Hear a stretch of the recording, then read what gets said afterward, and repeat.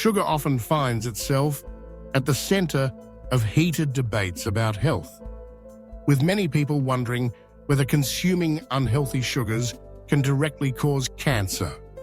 Recent scientific research offers crucial insights, helping to distinguish between myths and evidence-based facts when it comes to sugar and its impact on the body. To begin, it's important to understand what happens when you consume sugar. All sugars, whether they come from fruit, table sugar, or processed foods, are broken down by the body into simple, necessary compounds, which are then used for energy.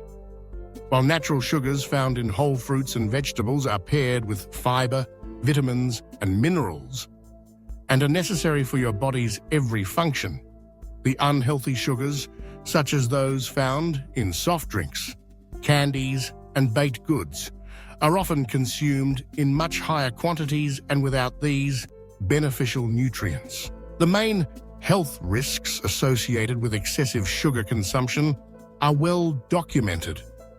Consuming large amounts of unhealthy sugars can lead to elevated blood glucose levels, which in turn prompts the pancreas to release more insulin to help process the sugar.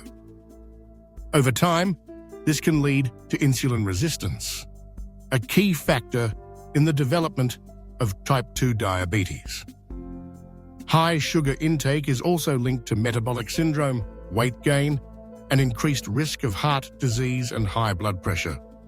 These conditions are serious and can reduce overall quality of life. But the question remains, can sugar by itself cause cancer? Recent studies and statements from leading health organizations clarify this. Unhealthy types of sugar, specifically table sugar or sucrose, and most other types of bad sugars or other carbs do not directly mutate cells or initiate cancer. There is no evidence showing that eating sugar directly causes cancerous changes in the DNA of your cells.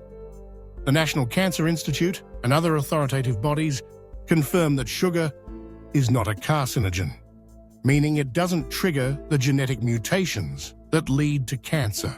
However, new research has highlighted a more nuanced story when it comes to specific types of sugar, particularly high fructose corn syrup, HFCS. HFCS is a common sweetener in many processed foods and beverages. Recent animal studies have shown that HFCS can accelerate the growth of intestinal tumors in mice, even when it doesn't lead to weight gain.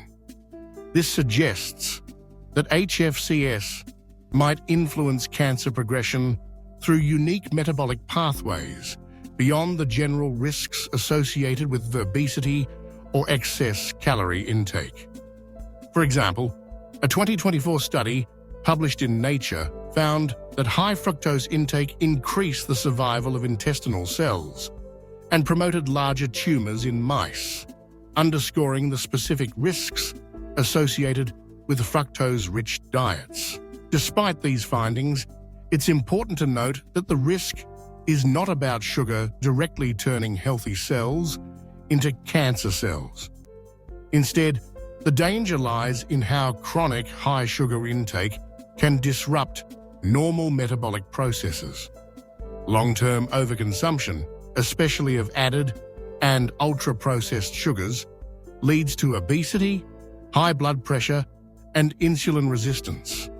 These are all established risk factors for several types of cancer, mostly leukemia, which is the cancer of the blood. So, while sugar itself isn't mutagenic, the metabolic chaos it can cause paves the way for environments in which leukemia is more likely to develop and thrive.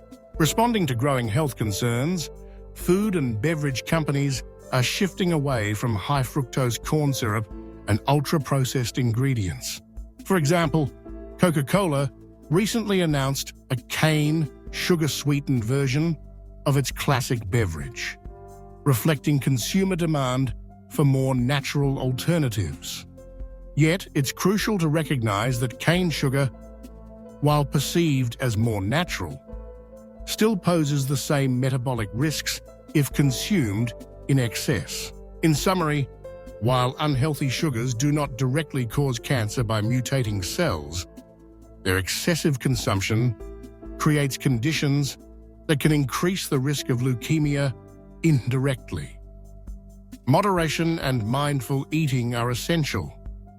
Focusing on whole foods and limiting unhealthy types of sugars can help protect your metabolic health and lower your long-term risk of chronic diseases.